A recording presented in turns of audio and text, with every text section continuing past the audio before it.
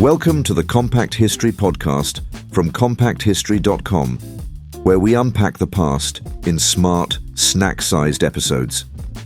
This is episode 99, The History of Horror Movies. For more than a century, horror films have haunted our screens, tapping into our deepest fears and fascinations. From silent shadows creeping through foggy alleyways to modern monsters lurking in the shadows of suburbia, horror movies have evolved with technology, culture, and audience taste. The genre is not only a reflection of what frightens us, but also of the times we live in. This is the story of horror cinema, where it began, how it transformed, and why it endures. Horror's cinematic roots trace back to the late 19th and early 20th centuries, where early filmmakers began experimenting with macabre imagery and supernatural themes.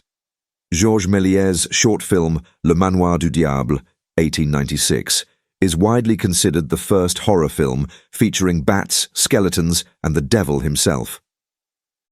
During the silent era, filmmakers relied on expressionistic visuals and eerie atmospheres to convey fear without dialogue. German Expressionism gave rise to influential works like The Cabinet of Dr. Caligari, 1920, directed by Robert Wiener, which used distorted sets and stylized acting to depict madness and manipulation. Nosferatu, 1922, F.W. Murnau's unauthorized adaptation of Dracula, introduced audiences to the vampire as a menacing, otherworldly creature. Max Schreck's portrayal of Count Orlok remains iconic to this day. American studios quickly took notice. Lon Chaney, known as the Man of a Thousand Faces, became a silent horror icon with films like The Hunchback of Notre Dame, 1923, and The Phantom of the Opera, 1925. These early successes established horror as a commercially viable and artistically rich genre. The 1930s ushered in a golden era of horror, particularly in Hollywood, led by Universal Pictures. With the advent of sound, horror films could now amplify tension with creaking doors, thunderclaps, and eerie music. This era introduced enduring screen legends. Bela Lugosi's Dracula, 1931, and Boris Karloff's Frankenstein, 1931, became cultural phenomena.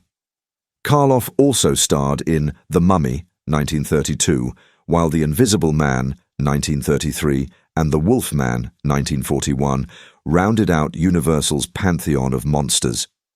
These films blended gothic storytelling with tragic characters, making the monsters both terrifying and sympathetic. This period also marked the beginning of horror as a form of escapism during hard times. With the world grappling with the Great Depression and later World War II, audiences sought relief in supernatural terror. Horror thrived on atmosphere, suspense, and morality tales, often set in distant lands or shadowy castles.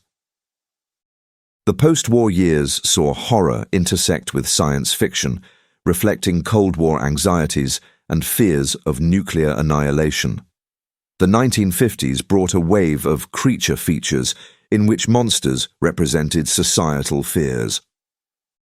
Films like The Thing from Another World, 1951, Them, 1954, and Invasion of the Body Snatchers, 1956, introduced extraterrestrials, giant insects, and mind-controlling invaders.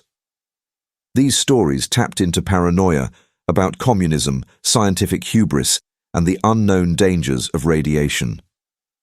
Horror became less about ancient curses and more about the consequences of modernity. This era also saw the rise of low-budget B-movies, often shown in drive-ins and double features. Directors like Roger Corman made a name for themselves by producing cheap but effective horror films that appealed to teen audiences. Despite their limitations, many of these movies pushed the boundaries of what was acceptable in mainstream cinema. In the 1960s, horror underwent a transformation. Alfred Hitchcock's Psycho, 1960, shocked audiences with its shower scene and twisted narrative, signaling a shift from external monsters to internal ones. Psychological horror, grounded in real-world fears, took center stage.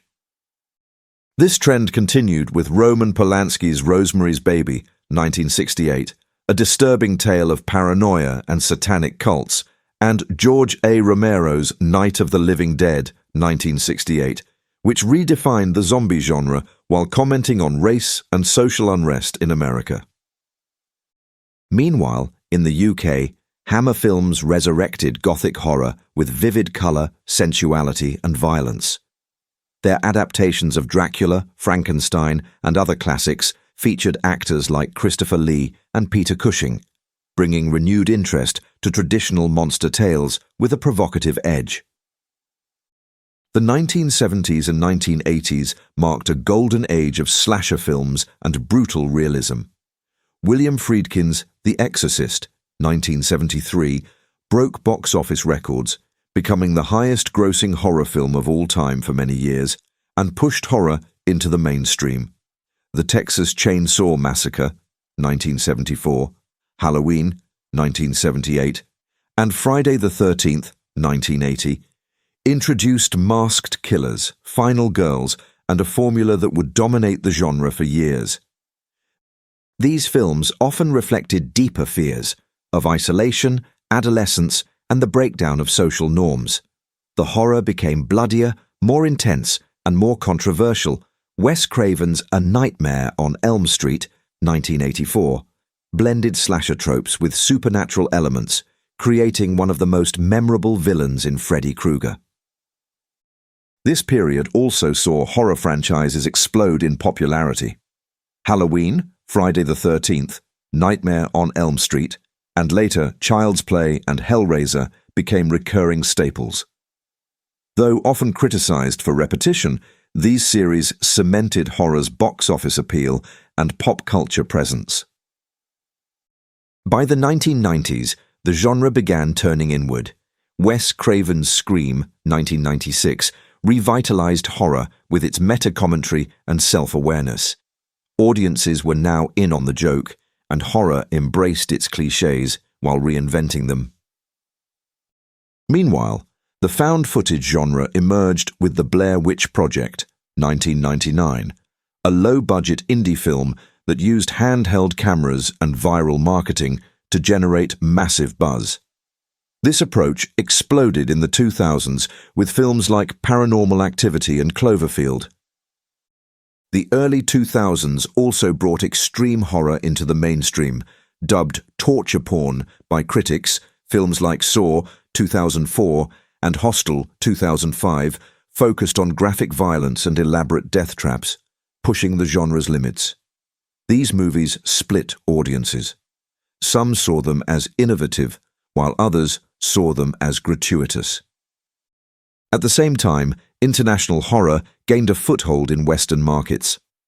Japanese films like Ringu and Ju-on influenced a wave of remakes and sparked global interest in Asian horror filmmakers in Spain, South Korea, and elsewhere, began gaining international recognition for stylish, character-driven horror stories. The 2010s ushered in what many call a horror renaissance. Often labeled prestige horror or elevated horror, these films fused art house sensibilities with genre conventions.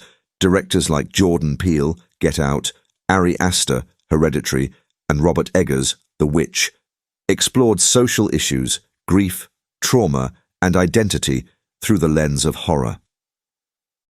These films were critically acclaimed and commercially successful, proving horror's depth and versatility. Get Out won an Academy Award, The Babadook became a cultural touchstone, and Midsommar stunned audiences with its daylight horror and emotional complexity. Streaming platforms like Netflix and Shudder have further democratized horror, giving indie creators a platform and audiences constant access to new content. Horror has become more inclusive, global, and experimental, blending with genres like sci-fi, drama, and thriller in bold new ways. So why does horror persist while other genres fade? Perhaps because fear is universal. Horror allows us to explore the darkest corners of the human psyche, confront our anxieties in a safe environment, and experience catharsis. It reflects the times, our politics, our progress, our paranoia. Whether through monsters, madness, or metaphor, horror holds a mirror to society. It evolves, adapts, and survives, just like its most resilient characters. From shadowy castles to suburban nightmares, the story of horror movies is a testament to cinema's ability to shock, disturb, and reveal what truly haunts us. And the story isn't over. As technology advances and audiences change, so too will the nightmares on screen. One thing's for sure, horror will never die.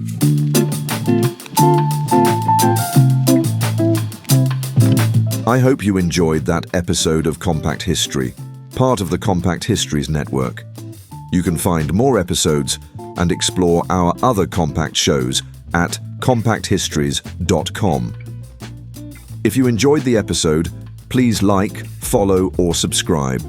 And if you'd like to support the show more directly, why not consider buying us a coffee at compacthistories.com/historycoffee. Thanks for listening, and I'll see you next time.